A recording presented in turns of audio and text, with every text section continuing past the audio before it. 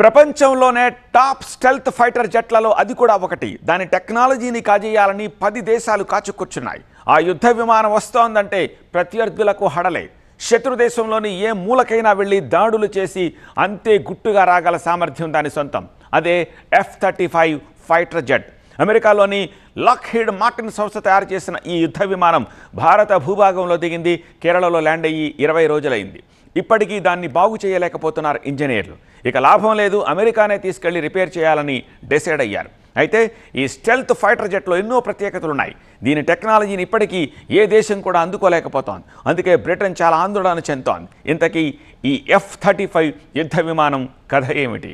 Britain royal నేవీకి చెందిన యుద్ధ విమానం F-35B కేరళలోని తిరువనంతపురం విమానాశ్రయంలో సాంకేతిక కారణాలతో నిలిచిపోయింది. ఇది జరిగి 20 రోజులవుతోంది.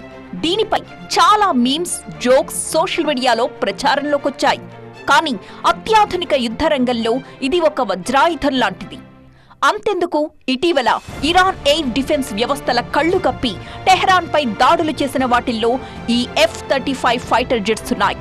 ప్రపంచంలోనే అత్యాధునిక ఫైటర్ జెట్ గా పేరున్న F-35 నిర్మాణం చాలా సంక్లిష్టంగా ఉంటుంది కాబట్టి దీని రిపేర్ కష్టతరంగా మారింది. అందుకే పూర్తిగా డిస్మాంటిల్ చేసి తీసుకెళ్లే ప్రయత్నాలు ముమ్మరం చేశారు. ఇప్పుడు దీనిలోని కొన్ని భాగాలను విడదీసి C-17 గ్లోబ్ మాస్టర్లోకి ఎక్కించి మరమ్మతులకు తరలించనున్నారు. లాక్హీడ్ మార్టిన్ సంస్థ మాత్రమే దీన్ని రిపేర్ చేయగలదు. భారత్లో రిపేర్ చేయాలంటే సాధ్యమే అయినా కూడా దీని రహస్యాలు, గోప్యత బయటపడిపోతాయని UK, అమెరికా దేశాలు భయపడుతున్నాయి. దీన్ని విడగొట్టే సమయంలో రహస్య సమాచారం బయటకు పొక్కకుండా బ్రిటన్ జాగ్రత్తలు తీసుకుంటోంది.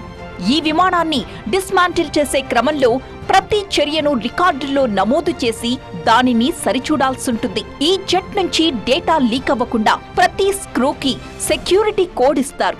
దీనిలో మొత్తం 40,000 బోల్టులుంటాయి. ప్రతి బోల్ట్ కూడా ప్రత్యేకమే. ఒక హోల్లో పట్టే బోల్ట్ మరో రంధ్రంలో పట్టదు. అంత క్రిటికల్ గా దీని నిర్మాణం ఉంటుంది. F-35 స్టెల్త్ టెక్నాలజీ కనుక లీక్ అయితే అది బ్రిటన్ యుద్ధ రహస్యాలకు సమస్యగా మారడమే కాకుండా దౌత్యపరమైన చిక్కులు తెచ్చిపెడుతుందని బ్రిటన్ ఆందోళన చెందుతోంది.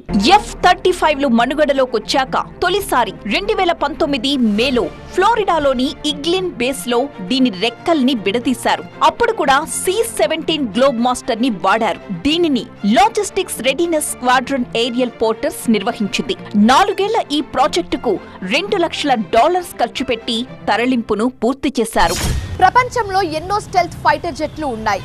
రష్యా, చైనా టెక్నాలజీ మనుగడలో ఉన్నాయి. అయితే F-35 ఫైటర్ జెట్ టెక్నాలజీ ముందు అవేవి పనికిరావు. దీనిని అంత పగడ్బందీగా తయారు చేశారు. 2 దశాబ్దాల పాటు తయారు చేసి పర్ఫెక్ట్ గా బరిలోకి దించారు. ఒక్కసారి F-35 గాల్లోకి ఎగిరితే అది ప్రపంచంలోని ఏ రాడార్ వ్యవస్థకు దొరకదు. అందులో ఉన్న రాడార్ బ్లాకింగ్ వ్యవస్థ అంత పటిష్టంగా ఉంటుంది. ఈ స్టెల్త్ టెక్నాలజీ కోసం అగ్రరాజ్యం భారీగా ఖర్చు పెట్టింది. దీని బాడీపై ప్రత్యేక కోటింగ్, రాడార్ బ్లాకర్స్ ఉన్నాయి. ఇవి ఆర్టిఫిషియల్ ఇంటెలిజెన్స్, డేటా ఫ్యూజన్ వ్యవస్థలు, ఎన్క్రిప్టెడ్ సాఫ్ట్వేర్లు, సెన్సర్లను వాడుకుంటుంది. ఈ యుద్ధ విమానం అణ్వాయుధాల్ని కూడా ప్రయోగించగలదు. దీన్ని తయారు చేయడానికి $1.7 ట్రిలియన్ ఖర్చు కాగా దాదాపు 20 ఏళ్ల సమయం పట్టింది. F-35B స్టెల్త్ యుద్ధ విమానం 5th generation stealth fighter jet. ప్రపంచంలోని అత్యంత ఖరీదైన యుద్ధ విమానాల్లో ఒకటి. ఇది short takeoff and vertical landing సామర్థ్యాన్ని కలిగి ఉంటుంది. ఇలాంటి ఒక అత్యాధునికమైన విమానాల్ని ఇప్పటిదాకా అమెరికా, UK, ఇజ్రాయెల్ లాంటి దేశాలే వినియోగిస్తున్నాయి. అమెరికాకు చెందిన సంస్థ Lockheed Martin corporation F-35B stealth యుద్ధ విమానాల్ని తయారు చేస్తోంది. F-35 నిర్మాణం, నిర్వహణ ఖర్చు కూడా చాలా భారీగానే ఉంటుంది. మామూలు దేశాలు దీన్ని కొనుగోలు చేయాలంటే అది సాధారణ విషయం ఏమీ కాదు. ఈ స్టెల్త్ ఫైటర్ జెట్ ఏ దేశం దగ్గరైనా ఉంది అని అంటే ప్రత్యర్థులు చాలా జాగ్రత్తగా ఉండాల్సిందే. F-35B short takeoff and vertical landing version ధర సుమారుగా $135.8 మిలియన్, అంటే 1,170 కోట్ల రూపాయలుంటుంది. ఈ విమానం ఇంజిన్ ఖర్చు సుమారుగా $19.7 మిలియన్, అంటే 169 కోట్ల రూపాయల వరకు ఉంటుంది. 1 గంట ఎగరడానికి $33 లక్షల ఖర్చవుతుంది. F-35B ఏడాది నిర్వహణ ఖర్చు సుమారుగా 58.8 కోట్ల రూపాయలు. అంతెందుకు, ఈ జెట్లో వాడే హెల్మెట్ ధరే $4 లక్షల, అంటే 3.4 కోట్ల రూపాయలన్నమాట. అంటే ఒక్క హెల్మెట్ మన దగ్గర ఒక లగ్జరీ కార్ ధరతో సమానమన్నమాట. అంతేకాదు, విమానాన్ని నడిపేందుకు ప్రత్యేక శిక్షణ కూడా అవసరం.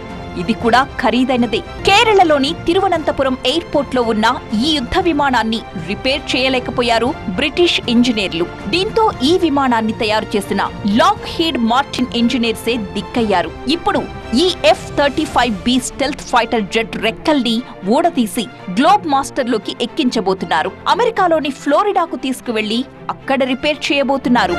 అయితే 20 రోజుల క్రితం తిరువనంతపురంలో ల్యాండింగ్ తరువాత హైడ్రాలిక్ స్నాగ్ అనే లోపం తలెత్తడంతో F-35 ఫైటర్ జెట్ మళ్లీ గాల్లోకి లేవలేదు. అప్పటి నుంచి CISF సిబ్బంది విమానానికి నిరంతర భద్రత కల్పించారు. అలాగే భారత వైమానిక దళం IAF లాజిస్టికల్ సహాయం అందిస్తూ వచ్చింది. ఈలోపు సుమారు 40 మంది బ్రిటిష్ ఇంజనీర్లు మరమ్మతుల కోసం కేరళకు వచ్చారు. కానీ సమస్య పరిష్కారం కాకపోవడంతో ఆ విమానాన్ని విడదీసి ఆ భాగాల్ని తరలించాలని నిర్ణయించినట్లుగా తెలుస్తోంది. కేరళలో ఉన్న ఈ ఫైటర్ జెట్ మరికొన్ని రోజులు ఇక్కడే ఉండబోతోంది. దీని రెక్కలు విడదీసిన తర్వాత గ్లోబ్ మాస్టర్ లో తరలిస్తారు. అలాగే దీనికోసం లాక్హీడ్ మార్టిన్ సైంటిస్టులు భారత్ కి రాబోతున్నారు. ఇన్ని రోజులు ఇక్కడ ఉంచినందుకు గాను కేరళ ప్రభుత్వం తిరువనంతపురం ఎయిర్పోర్ట్ ఛార్జెస్ కూడా వసూలు చేయబోతోంది. 20 రోజుల పాటు విమాన పార్కింగ్, హ్యాంగర్ ఛార్జెస్ చెల్లించాలని యూకే ప్రభుత్వం నిర్ణయించింది.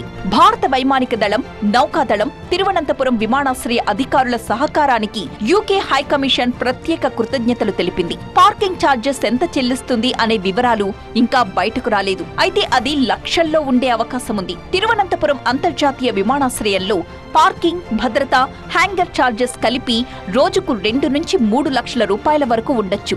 20 రోజుల పాటు విమానం అక్కడే నిలిచిపోయిన నేపథ్యంలో మొత్తం ఖర్చు 40 నుండి 60 లక్షల రూపాయలు, అంతకంటే ఎక్కువ అయ్యే అవకాశం ఉంది.